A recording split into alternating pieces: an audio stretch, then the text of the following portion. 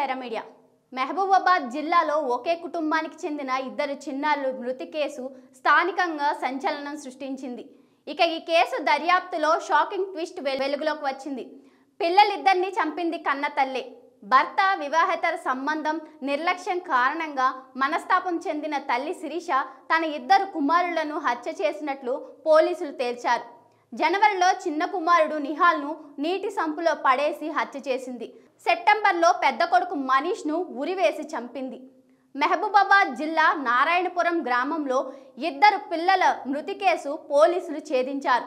భర్త వివాహేతర సంబంధం నిర్లక్ష్యం కారణంగా మనస్తాపానికి చెందిన చిన్నారుల తల్లి శిరీష తన ఇద్దరు కుమారులను హత్య చేసినట్లు తేలింది. జనవరిలో చిన్న కుమారుడు నిహాల్ను నీటి సంపులో పడేసి చంపింది. ఆ తర్వాత సెప్టెంబర్ 24న పెద్ద కుమారుడు మనీష్ను నైలాన్ తాడుతో ఉరివేసి చంపింది. పోలీసులు విచారణలో ఆమె నేరం అంగీకరించింది.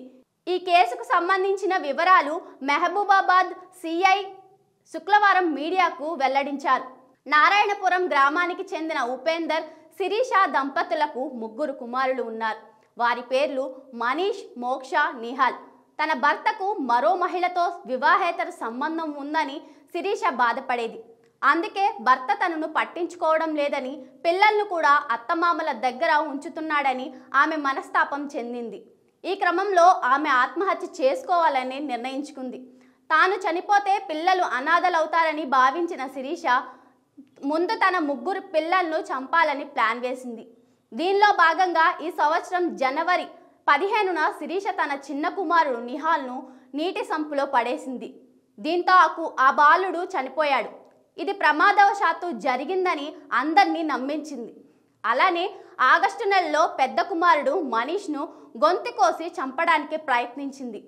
కానీ కుటుంబ సభ్యులు గమనించడంతో మనీష్ ప్రాణాలతో బయటపడ్డాడు.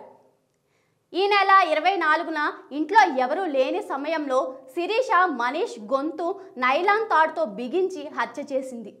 ఆ తర్వాత మనీష్ జ్వరంతో చనిపోయినట్లు నమ్మించడానికి ప్రయత్నించింది.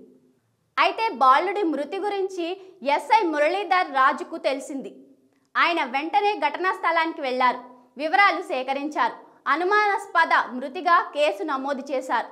శిరీషపై పోలీసులకు అనుమానం వచ్చింది. ఆమెను అదుపులోకి తీసుకుని విచారించారు. విచారణలో ఇద్దరు పిల్లలను తానే హత్య చేసినట్లు శిరీష ఒప్పుకుంది. ఈ మేరకు శిరీషను అరెస్టు చేసినట్లు ఎస్ఐ చెప్పారు. అయితే ఎంత దారుణమండి విషయం. అసలు ఆ తల్లేనా కసాయి తల్లి? ఇలాంటి ఎన్నో జరుగుతున్నాయి. ఎందుకు ఈ సమాజంలో ఇలాంటి ఘోరాలన్నీ చూడాల్సి వస్తుంది? ఎంతమంది బిడ్డలు లేక బాధపడుతున్నారు. ఒకసారి ఆలోచించండి, ఎందుకు ఇంత క్రిమినల్ మైండ్ అయిపోతుంది మనుషులకి.